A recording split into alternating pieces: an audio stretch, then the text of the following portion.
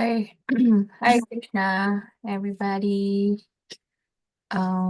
Just give me a minute, okay? Mm. Mm.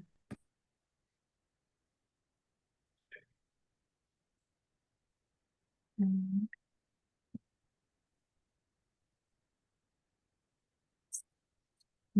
Go back.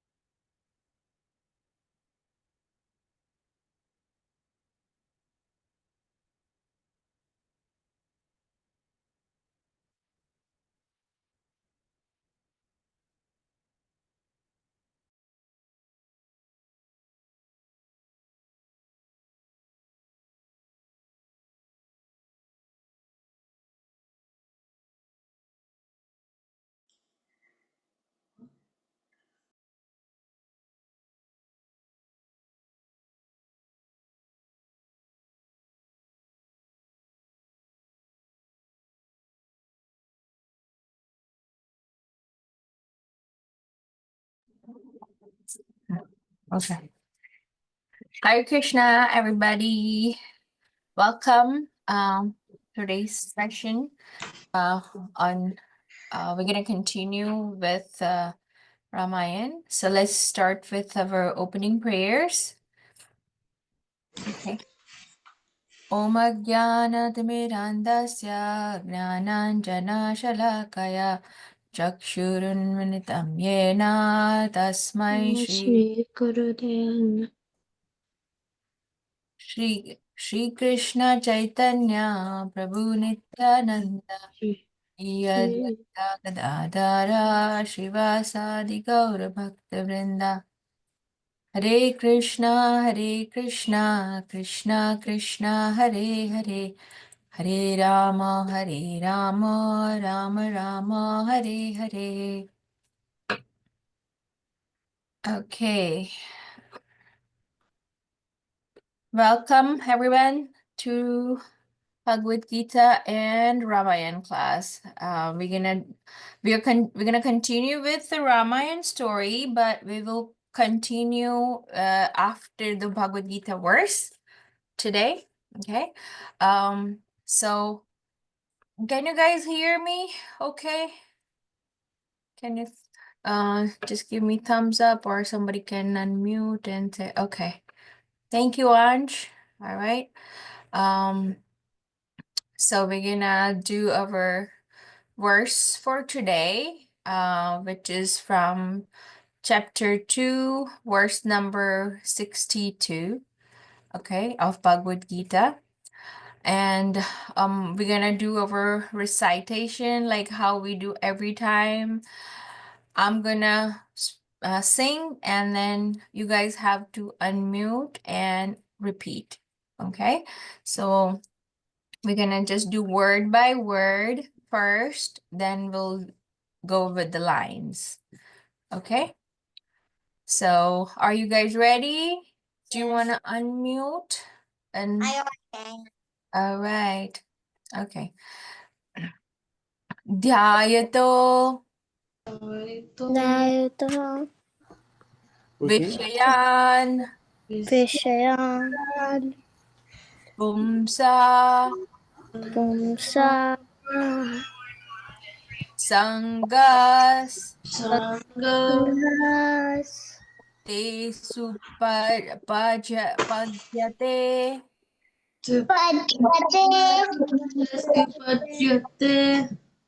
Sangat Sangat Sanjayate Sanjayate Kama Kama Kamat Krodho Vijayate Jayate. Okay, we'll do one more time, okay? Dhyayato Jayato. Jayata. Vishayan Vishayan. Pumsa Pumsa. Sangas Sangas. Tesu Bhajate. Desupajate. Sorry, this Tesu Pajayate. Sorry, Tesu Pajayate. When there is a line on the top, it says ah. It's my bad. I'm sorry. Sangat Sangha. Sanjayate Sanjayate. Kama Kama. Kamat Kama. Krodho Kruto. Vijayate. Jayate. Okay, so I'm gonna read line by line. Okay. Dhyayato Vishayan Pumsa. Dhyayato Visayan Pumsa. No. Dhyayato Visayan Pumsa. Sangasteshu Pajayate. Sangasteshu Pajayate.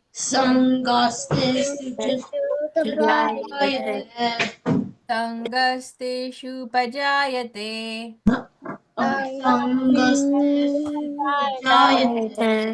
Sangat Sanjayate Kama. Sangat Sanjayate Kama. Sangat Sanjayate Kama.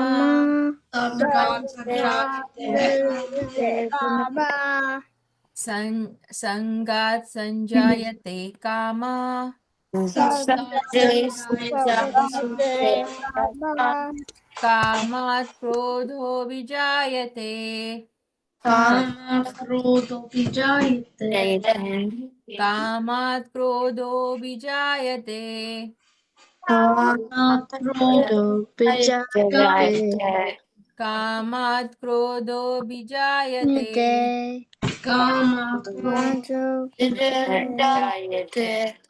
Okay, so we're gonna read the translation. It says, while contemplating the objects of the senses, a person okay, Develops you cannot attachment for them, and from such attachment lust develops and lust arises. okay, just a minute, okay. Trying to adjust my screen. Oh, okay. What? I know how to do it.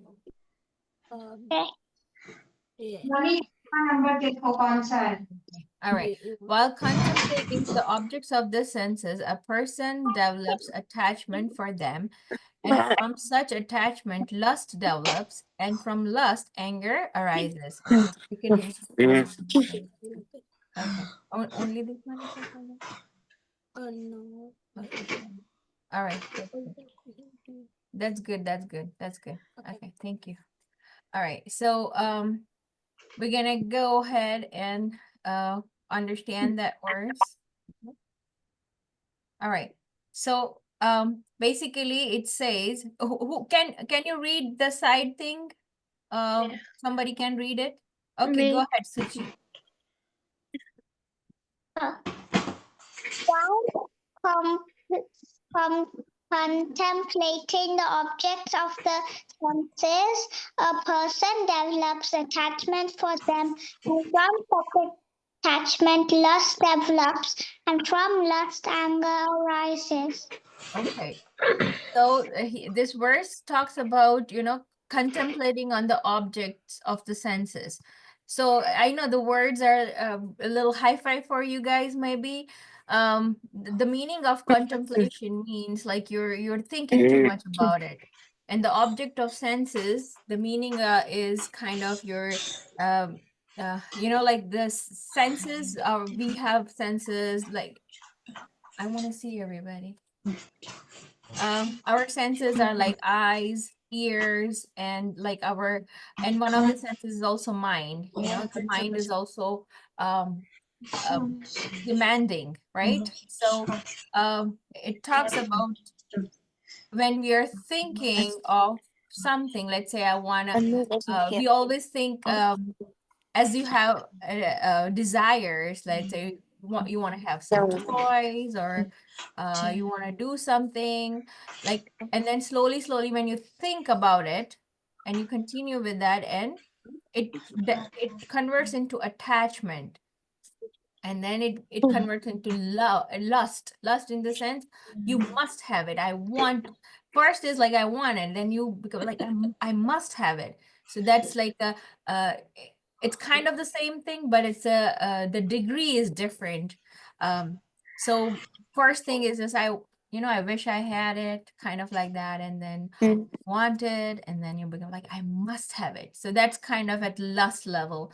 And then when those things does not get fulfilled, anger arises. So the Bhagavad Gita in this verse, actually Krishna is telling to Arjuna, and he's giving knowledge about how it is, how mind can have mind, or any like our senses basically have different like how it develops attachment, and then how it converts into anger.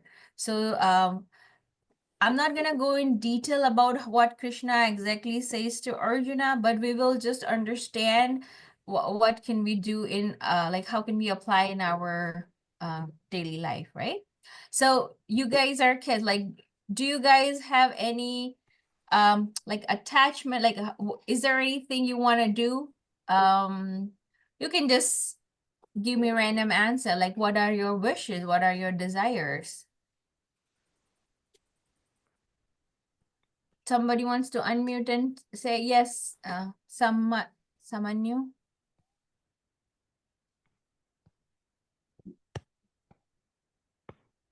Okay, nobody wants to say anything. Let's say you want Legos, or you want like a doll or whatever.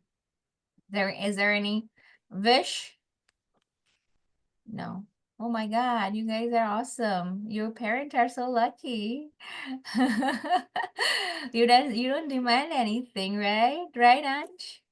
No demands. Very good. Good job, guys. Keep it up. So you don't have attachment, and then you don't have craving, and you don't have any anger. So you would not. You would not. What? Somebody said something? Okay, I cannot hear properly. I don't know. Did anybody say something? Okay. I could not hear whoever said anything. All right. So the thing is here, whatever you're like, when you're wanting something, you think about it a lot, right? That okay, I wish I had, like let's say Legos, and then you slowly get attached to this, and then you have cravings. So you see these arrows, it leads to attachment, then it leads to cravings, and then it leads to anger. When you don't get it, you get really angry on it, right? So basically, and that's the, like when you watch TV, you understand that the piece of advertisement, what do those advertisements do? Do you know why people made like that advertisements? Right? Because when you look at it, you want to get it, right? And then it affects your like senses. Like when you look at it, you feel like, oh wow, that's a very good thing, and you wanna attracts. That's right, it attracts people to the object, and then your mind starts processing. Oh, I want to have that. oh, I wish I had that. And then you ask for it. And then slowly if somebody says, no, I'm not gonna get it. And then you get angry because they're attached, right? So that's the process. It says like, I wish I had that. And then it, you know, the degree up is like, I like to have it. And then a little more degree up, I want to have it. And the lust, which I was talking about, I must have it, right? So it's a degree, it's the same thing, what you want, but like it's a wish and then you want to have it, then you must have it. So, so that's a lust. And when it doesn't get fulfilled, Krishna says in Bhagavad Gita, then it will lead to anger. Very good. Yes. So there's attachments the attachments become lust. See, this guy is like, he's very attached to money and he's becoming lusty. Like, I must have all these later. I don't care for anything else. Kind of like that. You don't, like mind stops thinking about anybody except for that object. See how slowly mind takes you over there, right? So and when this anger comes, you see that there are so many people who are on, you know, if anger doesn't come, sometimes they get into depression, right? Anxiety, depression, all those kind of things. And even little kids nowadays have to take you know, medicines for depression. Yes, because you know they have some things they doesn't get fulfilled, and they, you know, they go into, I mean, like not just toys, I'm talking about in general, you know, like when you cannot control your mind, you know, it can lead to a frustration, right? So the thing is, in Bhagavad Gita it says, you know, like here you see this illustration, right? So this is you, and anger pulls you, or greed pulls you, or lust pulls you. Like, you know, we are struggling with all these things in our mind, and which is not easy to deal with, right? Sometimes we become so angry, sometimes we become greedy, and it's not nice. So what Bhagavad Gita teaches us, that we should control our mind, right? So who wants to read the bottom part here? Nimai here, my son Nimai wants to read. Okay, go ahead. A sane man who does not want to glide down to the species of demoniac life must try to give up these three enemies, which can kill the self to such an extent that there will be no possibility of liberating from this material entanglement. Good. So when we give up all those things like anger, greed, lust, then only we can advance in spiritual life, right? So that's what Bhagavad Gita's message is, right? Here it says we should, you see all those words here? It says lust, greed, ignorance, anger, and envy, pride, attachment. All those things are, you know, those are not right things. But Krishna says, or our scriptures actually teaches us that, you know, you should study Vedas or study you know, our scriptures. So that gives you right knowledge. When it gives you right knowledge, you know how to behave, how to control all these things, right? So it's very important to study our scriptures. So spiritual knowledge is basically very important because it helps us, or it guides us how to control our mind, and we can go, like we can basically advance in our spirituality.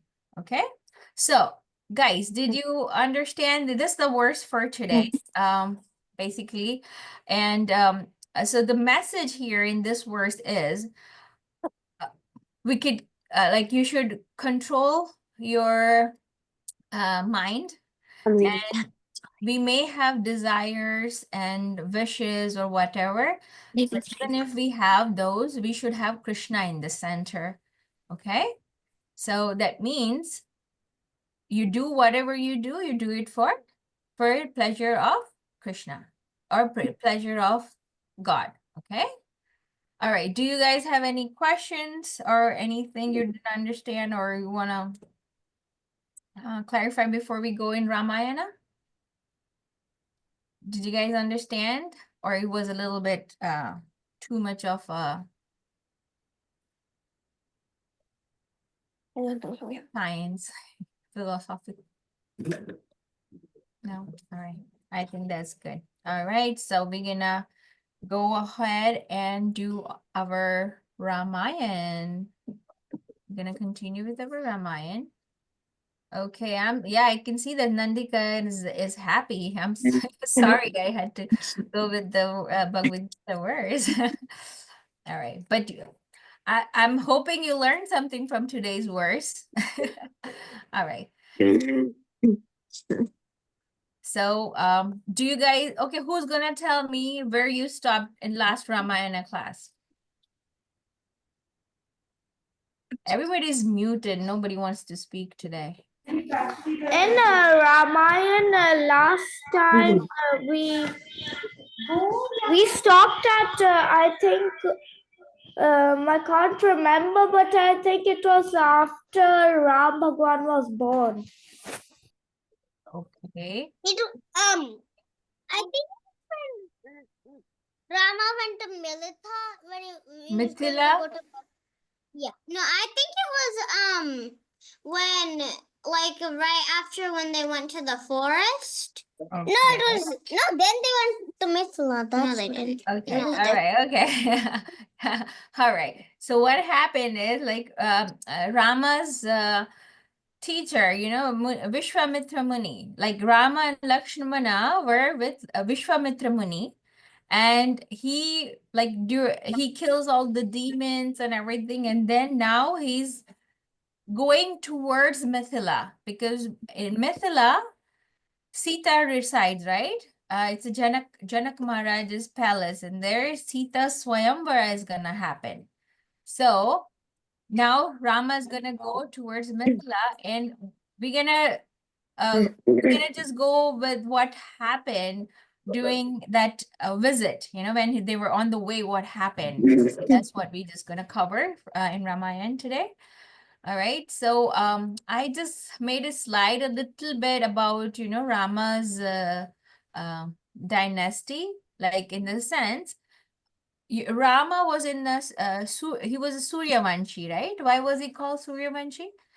Because he was in the dynasty of Surya, right?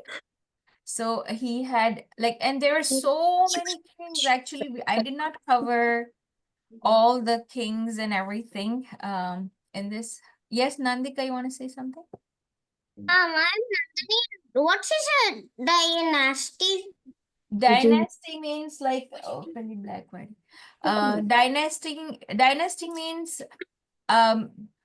let's say your grandfather, right? And your grandfather's son is your daddy, and your daddy's son is your brother, and your brother. So like that's how, so it's called dynasty. Got it? So it's like a same family, but they're going all the way up where they were called Suryavanshis. Suryavanshi means, Vansh means the dynasty, and Surya is the sun god, right? So basically, in spiritual world, this is our material world, right? But when you go to Krishna, in the spiritual world, everything is like they're all they all have a form, right? So Krishna also have a form. So like we have form, um all the things have form. Um let's say Himalaya or Mother Ganga. We're gonna cover today how Mother Ganges or Ganga came on earth. So that's Vishvamitra Muni is telling Rama a story about how Mother Ganges came on earth. So Mother Ganges are, I just want to give you like a rough idea that how those things which we see here as a physical thing, in the spiritual world, they have a form. Okay, but we're not going to go into detail about that, but I want to just roughly give you the idea about, how the Sun dynasty is. So Sun dynasty, like like Ishwaku is a sun god. So sun we see as a globe here, right? But in the spiritual world, he's Ishwaku, right? Like that. So that's why I was telling you that, that's how the Sun dynasty is. And then there's other kings in between. They're not, some of them are not very famous, but then they're also called Raghukul. So there is one king named Raghu in that. So I don't know if you have seen the old Ramayana series.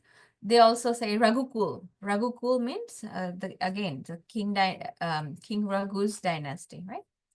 And then King Aja, and then he had King Dasharatha, and all the four princes, Rama, Bharata, Lakshmana, Shatrughna, right? Okay, so we're gonna focus more on this, how Mother Ganges came on earth, okay? So when Lord Rama was going to Mithila with Vishvamitra, on the way, he has to cross Mother Ganga. So Ganga comes, and then Rama basically inquires about how Mother Ganges came on earth. Okay, so when Vishwamitra in the Ramayan, Vishwamitra answers his question by saying that because of your ancestors, Ganga came on earth. So then Rama says, how, And then he tells the story.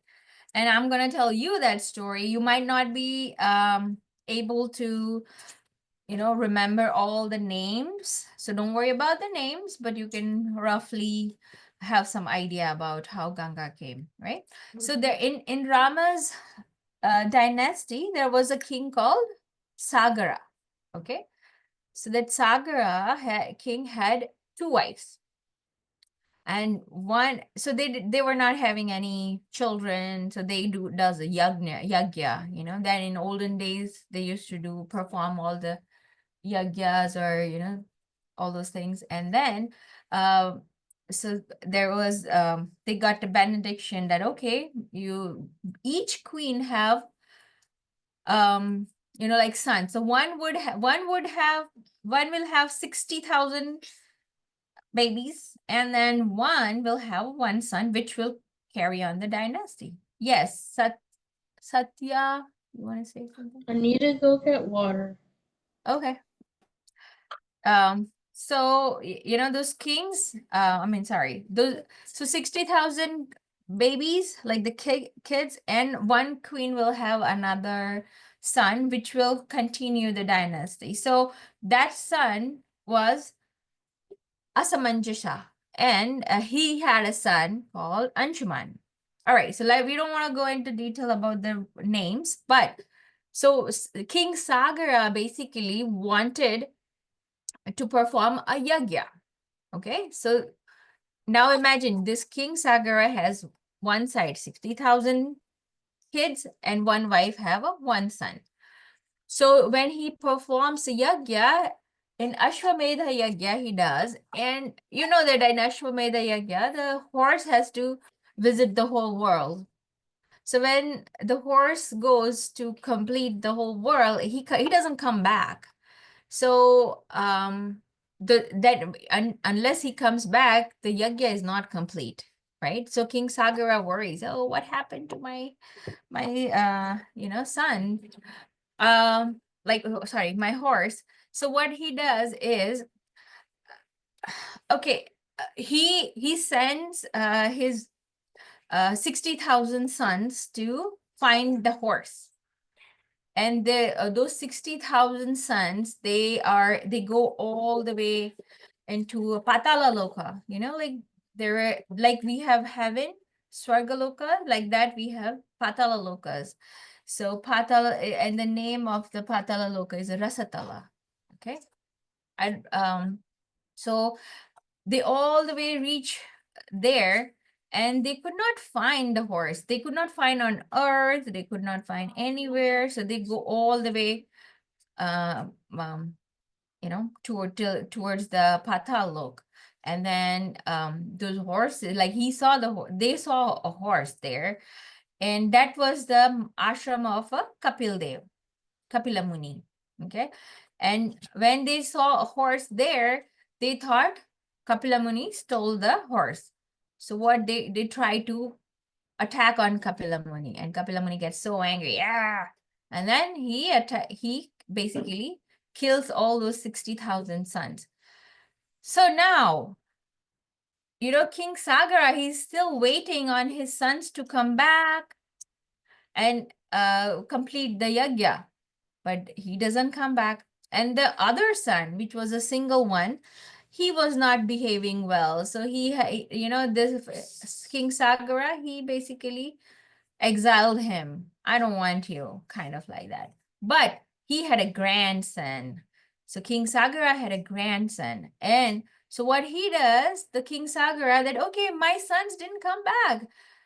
And he tells his grandsons that, can you please go? What happened to your uncles? Can you go find the horse? So now this grandson goes all the way down to the Patal Lok, where the uncles died. So he goes and he sees, okay, they're all dead now. There's nobody there because they're all turned into ashes. But he found out that, Kapila Muni got angry and this and that. So he decides that I want to do austerity and I want to bring Mother Ganga to earth. So I can, for my uncle's liberation, I want to bring this, the ashes, they usually, in our culture, what do we do? The ashes goes in the river, right? So he had the desire that for my uncle's liberation, I want to get Mother Ganges on earth so they can get liberated. So he does penance and he does austerity, and then he basically thinks that, okay, I want to he gets the mother, he sorry, Brahmaji, he gets happy because he does austerity. Brahmaji gets happy, and then Brahmaji says, okay, Krishna, we can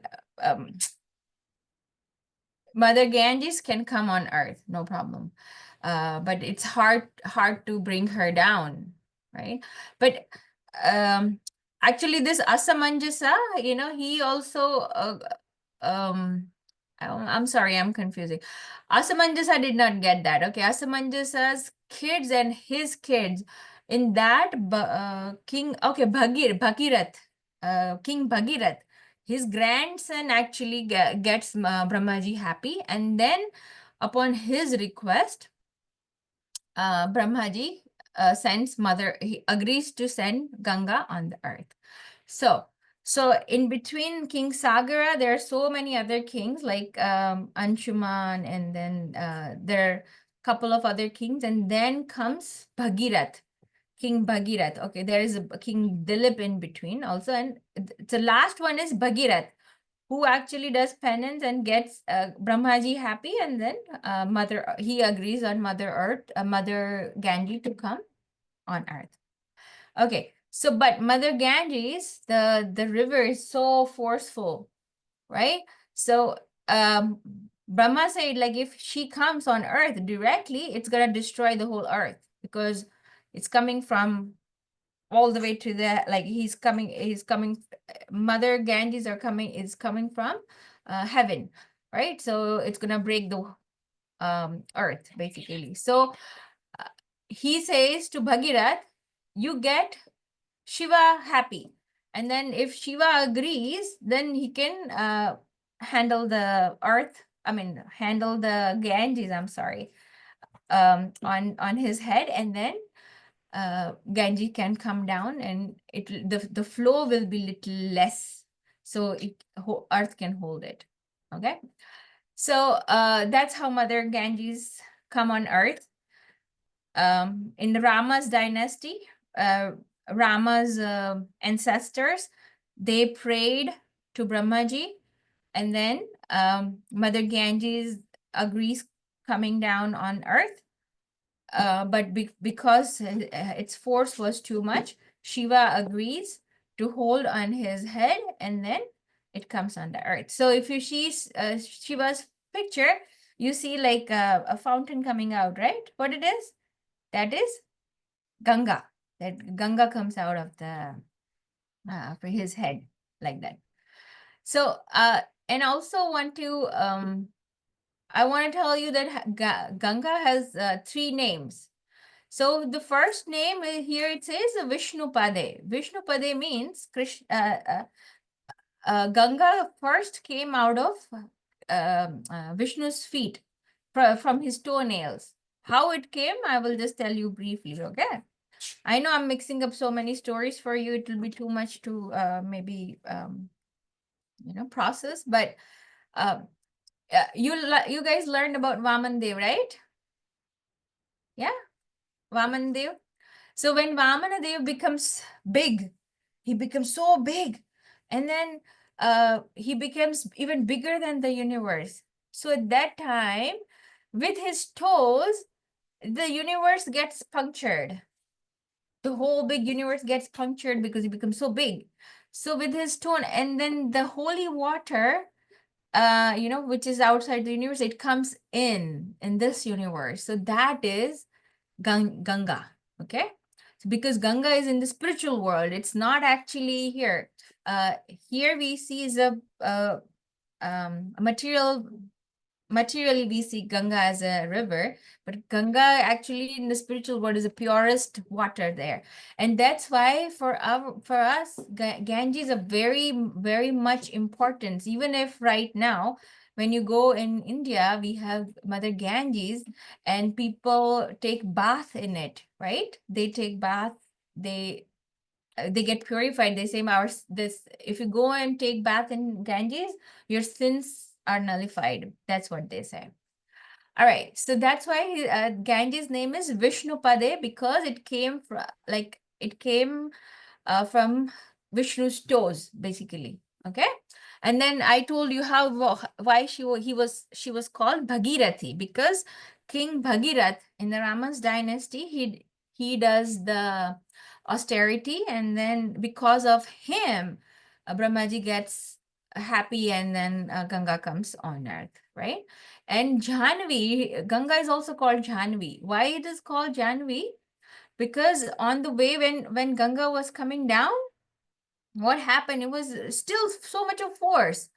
So there was a sage called Janava, and not Janva, Janu, sorry. The sage called Janu, and he had a ashram, and this ashram got washed away with the water of Ganges, and he got so angry, like, oh, and then he wanted to curse. But then demigod said, no, no, no, no, no, no, please don't do that. If you want, you can we can give your Ganga will be like your daughter if you please don't get angry. And then he says, okay.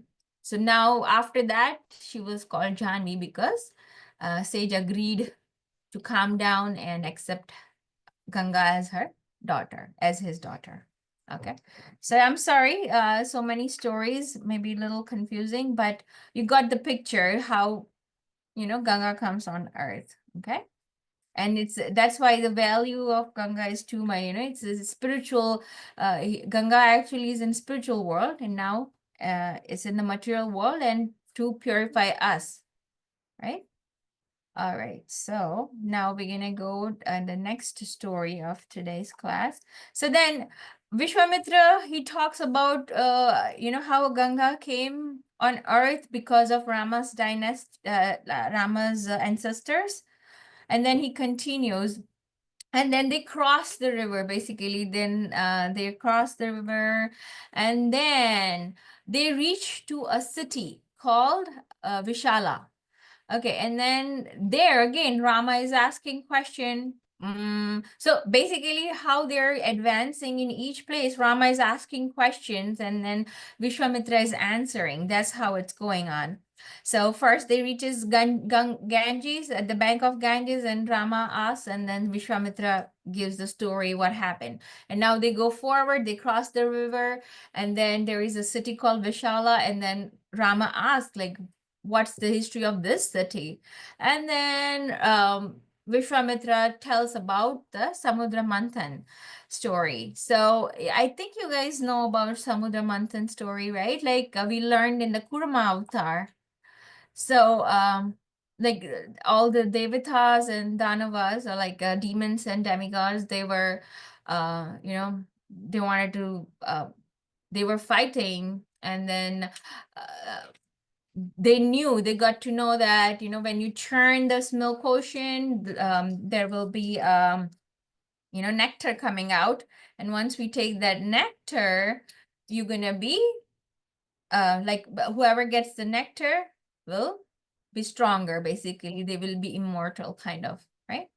So that's why they decide on churning the milk ocean. And as you see, one side there are devatas, or demigods, and on one side are the demons. And the demons got the head of the Vasuki um, um, snake. You see that?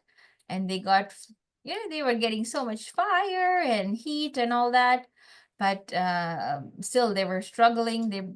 They kind of were fighting. And then in Samudra Manthan, Krishna also becomes a big tortoise, right? At the base, you see that in the picture here.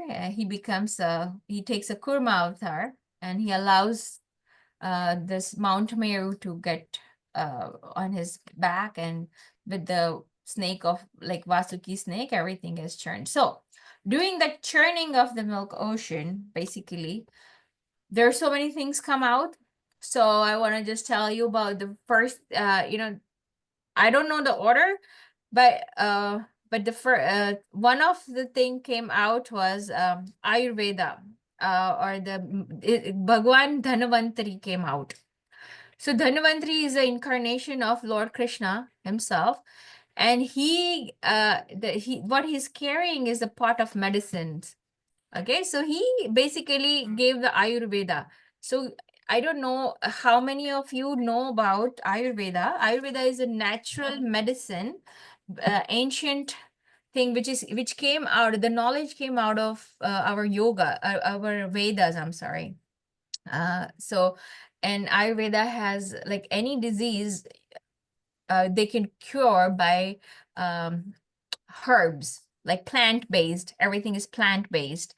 And so it's a very healthy way to treat any disease or a problem of body. So the basic knowledge came from Ayurveda, and that is Krishna's avatar, basically. Okay. And it's called Bhagwan Dhanvantari. Okay. So churning of the milk ocean, even Lakshmi came out, and Dhanvantari came out, and there's so many other things. So Lord Shiva, and then, okay, so this is a very famous picture. I'm sure people know about it. Who knows about it? Can somebody tell me? Can somebody raise a hand? Nandika, yes?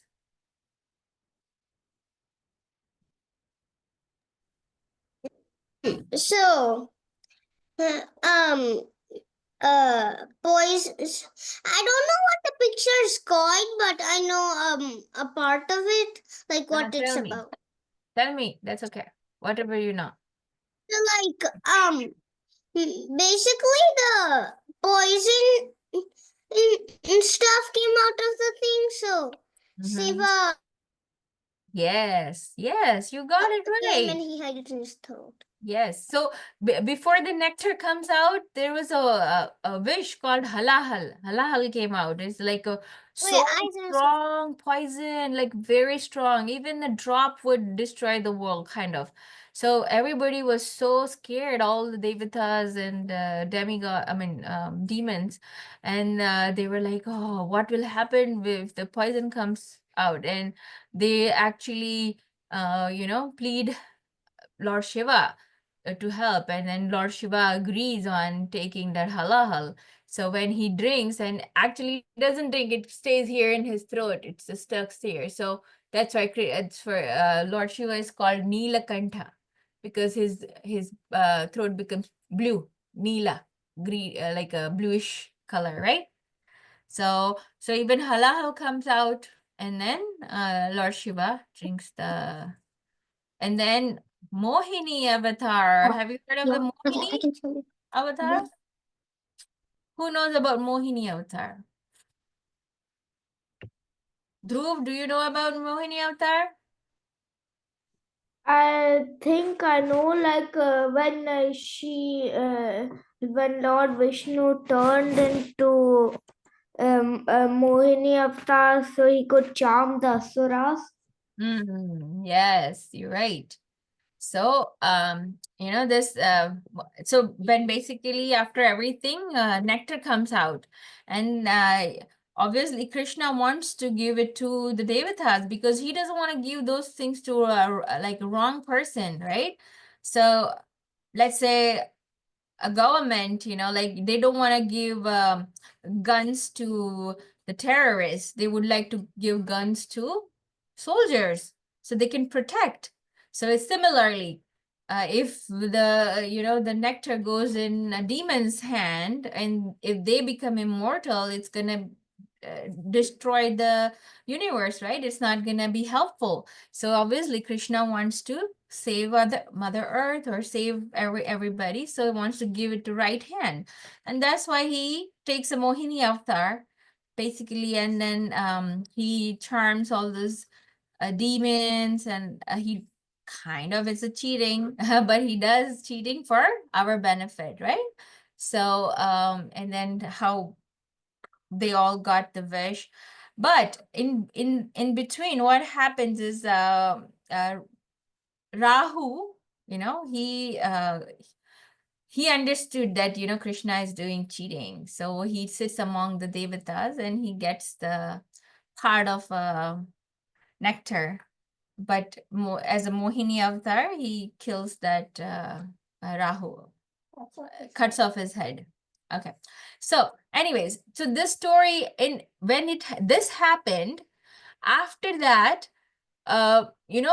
Diti is a mother of demons, and Aditi is a mother of demigod. Diti gets really upset. Why, my son? Why did that happen to my sons? So that's not fair.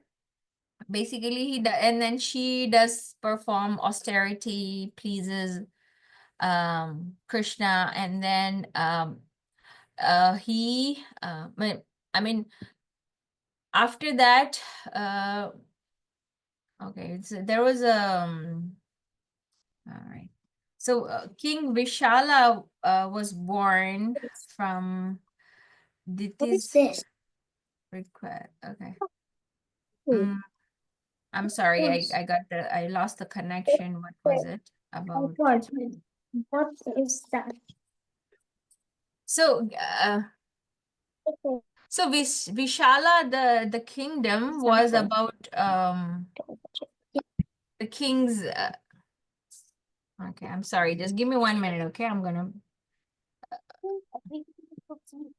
look for it. What was it? I will just hear you, right? You're not muted. Shh.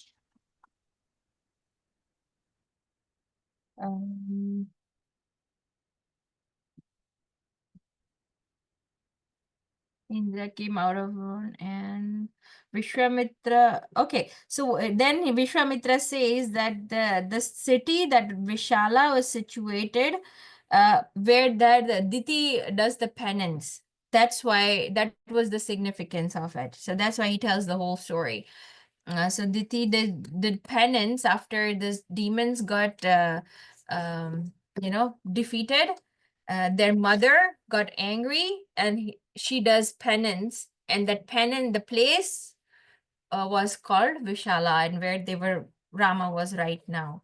See, that was the connection. And then they go forward, and now they're reaching almost to Mithila. All right. just outside Mithila, in the outskirts of Mithila, there was an ashram, was a Gautama Rishi's ashram. And you guys know the story, right? Who was in Gautama Rishi's ashram?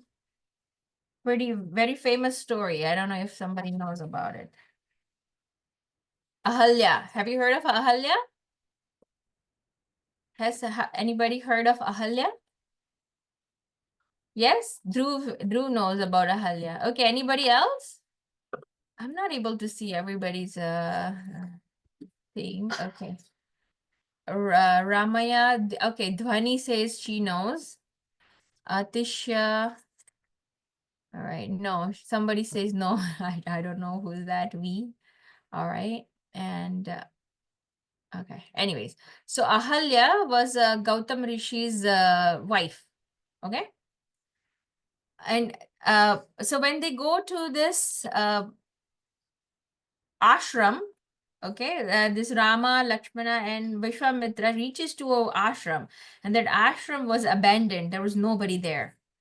So Rama inquires, like, what happened? Why is this like place looks like somebody lived here before, and now there's nobody? It's like everything is dry. There's nothing. So then Vishwamitra tells the story about, you know, what was there, and there was a big stone over there laying, like a big one. And then Vishwamitra tells the story that there once upon a time there was a Gautama Rishi staying there in that hermitage. I had a hermitage, and he lived with the wife.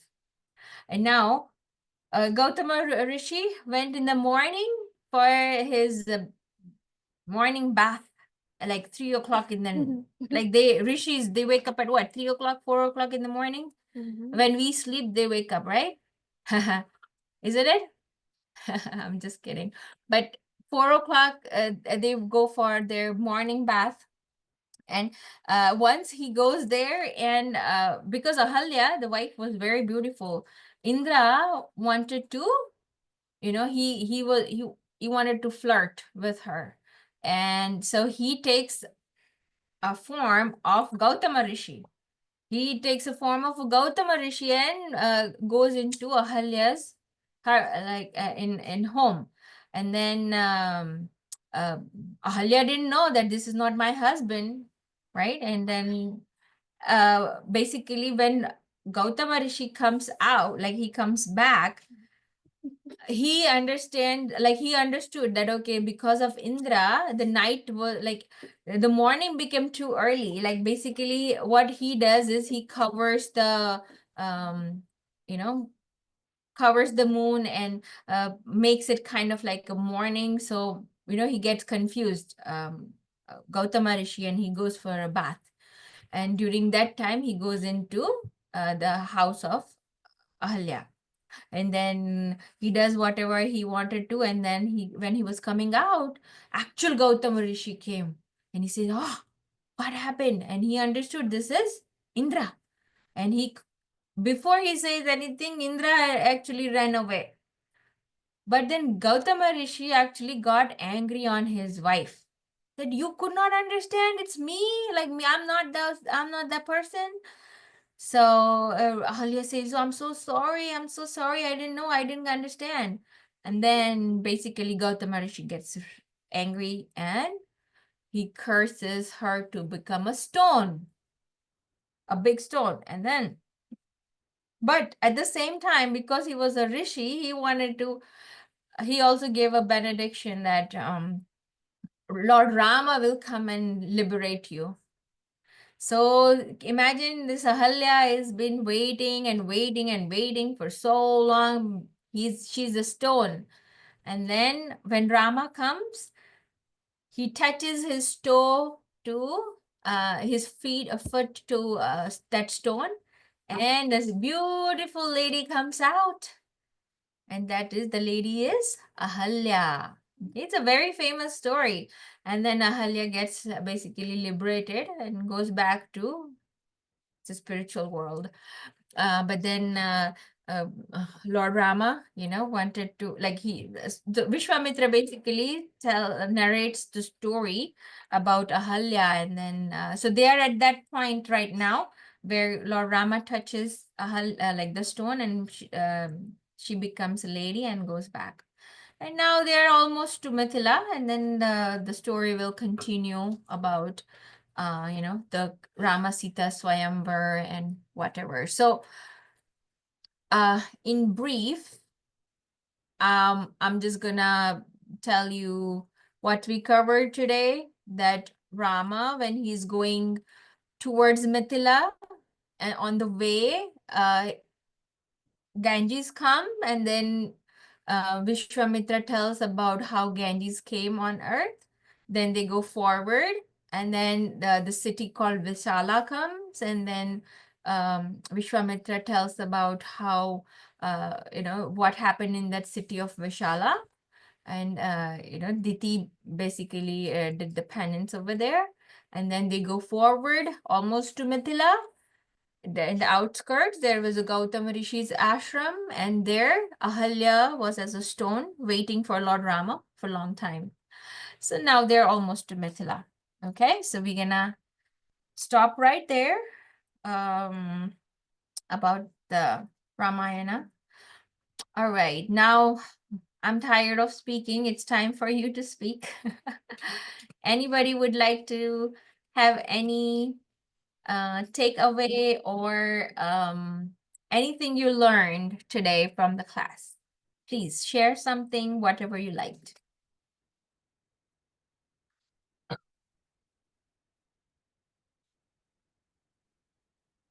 Yes, Dhruv, thank you. I liked when you told us many different stories that were related, especially about Vishala. Okay, thank you. Okay, Dhwani,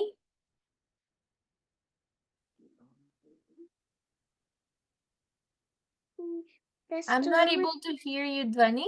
Can you speak a little louder? I'm not able.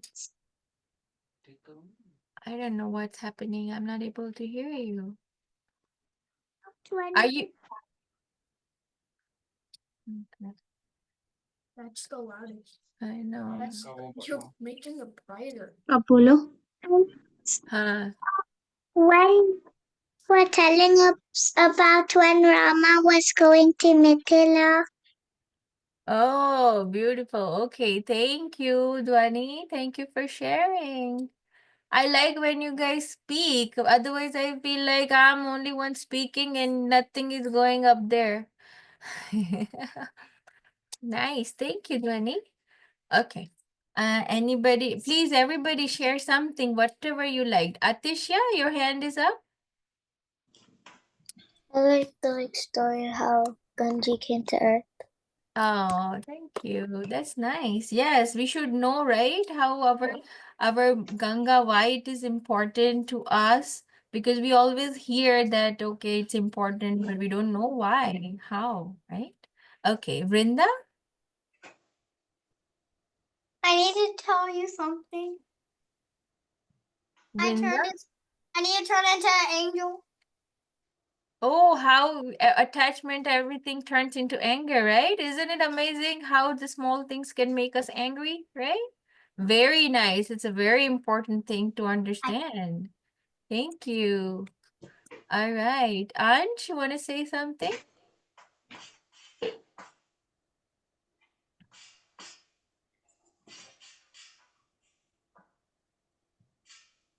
No? Ansh is left?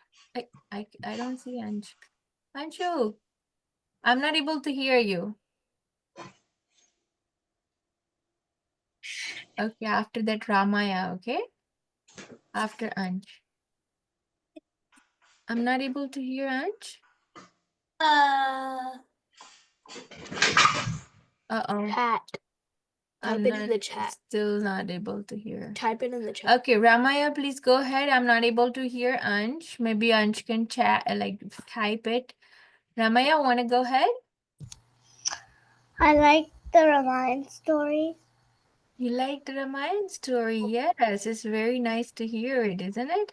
Even again and again. Yes, very nice.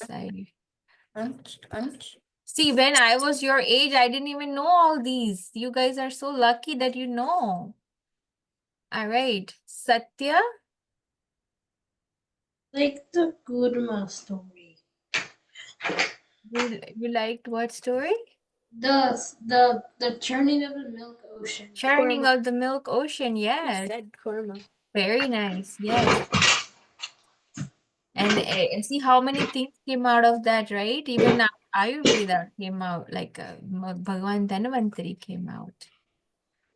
Very good. Okay, everybody shared, I guess, except for Nandika. Did you share? I think so. No. I'm not able to hear you. You're muted. When Rama was going to Mithila. Mhm. Very nice. Thank you. Okay. All right. Ruhanika, Aradhya, would you like to have like something to share? Do you have anything? I like the story how Ganga came down. Okay, very nice.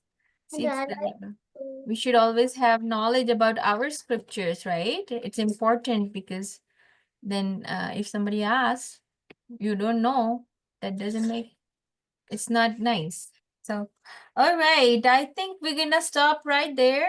And thank you all for your participation and listening to me very, nicely. You were good, nice kids. In the chat. Thank you for listening. And okay, I'm just looking at the chat. All right, there's nothing here. Okay. I liked all the stories. Yeah, he says I like all the stories of Ansh. Okay, Ansh said I liked all the stories. All right. All right, everybody. You guys have a rest of the day and coming. We'll see you next Sunday. Bye. Hare Krishna. Hare Krishna. Hare Krishna, everybody. See you next Sunday. See you next Sunday. Mm. Hey, Nimai, don't do that. Sorry.